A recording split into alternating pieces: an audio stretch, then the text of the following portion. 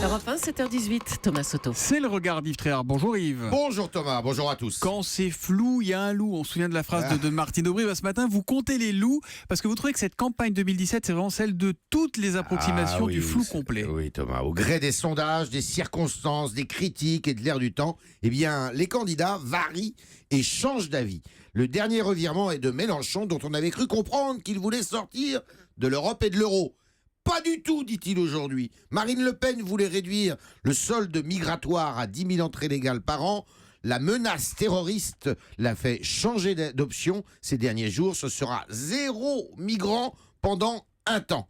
Fillon s'était fait élire, vous vous souvenez, à la primaire de la droite, en affirmant que seuls les gros risques seraient pris en charge par la sécurité sociale. Terminé, et bien malin celui qui a compris comment il veut maintenant réduire les dépenses de la Sécu. Pareil pour le revenu universel sur lequel Benoît Hamon avait gagné la primaire de la gauche.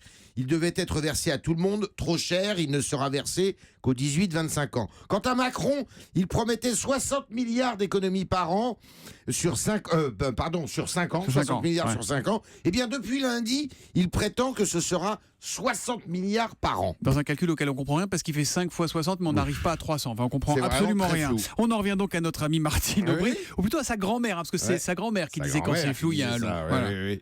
Elle est célèbre, sa grand-mère. Alors oui, quand c'est flou, c'est qu'il y a un loup, et elle avait raison. Il ne faut pas s'étonner après que la défiance monte chez les Français qui ont le sentiment d'être pris pour des gogos. La clé de l'abstention, Thomas, et de l'indécision des électeurs est aussi là, dans ce triste spectacle de l'improvisation, de l'approximation et finalement de l'impréparation des candidats jusqu'au dernier jour de la campagne. Pour se distinguer, pour cliver, comme on dit aujourd'hui, ils font la course à l'échalote du mieux-disant en promettant l'impossible ou décident au contraire d'en rabattre subitement.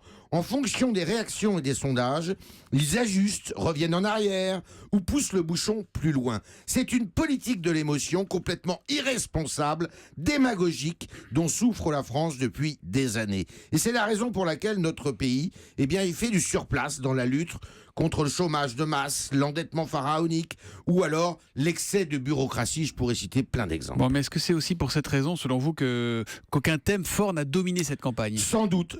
Aucun des favoris n'a réussi à imposer ses idées, car aucun n'est vraiment audible. Aucun n'est audible.